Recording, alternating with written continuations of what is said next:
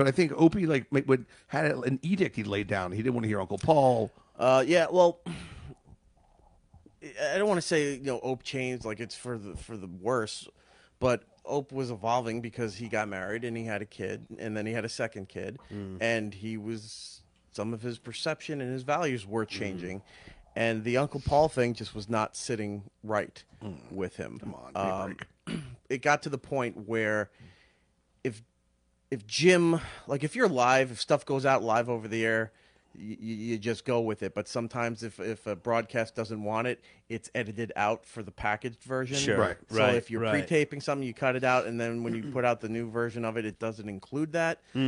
Well, it got to the point where if Jim was doing Uncle Paul on the air, what can you do? He didn't interact or feed into Uncle Paul like Ant used to. Ant is a master of many skills, and one of them was knowing how to feed into Jim's characters to just make it more ridiculous and maybe even prolong the material to either make it very uncomfortable that it's going that long, or maybe it's very funny that it's going that long, or maybe just because he knows Opie's annoyed, I'm going to keep this going as long as we can. Back to the Uncle Paul thing that you're talking about. So it got to the point where we were told, I don't want that saved for best of, or I don't want to rerun that with whatever. Oh. And, he's sort of the boss. Right. Not fully the boss, but he's sort of the boss. It's his show. And so you got to, you got to accommodate, and you do what you can. Sure, and then it got to the point where Jim started to realize that his characters or things about him were not being fully exploited like the rest of the show. Right. And Jim started to catch on. He said, is this stuff not being played in like the best of the week stuff, or when we would do best ofs when we're out there?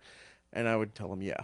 Why not? Because Jim would get very accusing because he doesn't know, so he doesn't know how to react. So he'd come in, why isn't this being played? Are we cutting this out? What's going on? Yeah, it is. And then you got to bring him down. You're trying to explain, let him bring him down a little bit, because he goes from 0 to 100, and you go, I'll explain it to you, but you got to calm down for a second. Here's why. Why would you do that?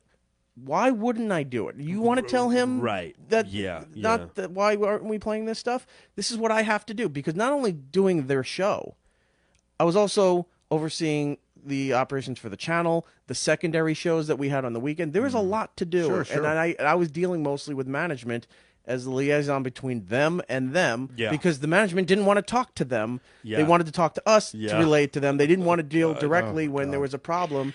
And Jimmy would storm down the hall to go down to the president of the company about why we didn't guess or anything. And this is not shitting on Jimmy. I'm just saying this is this is just the dynamics of what we had to deal with. So when Jim's upset, we let him know, and we said, look, this is what we have to deal with. This is what we were told, and this is the situation.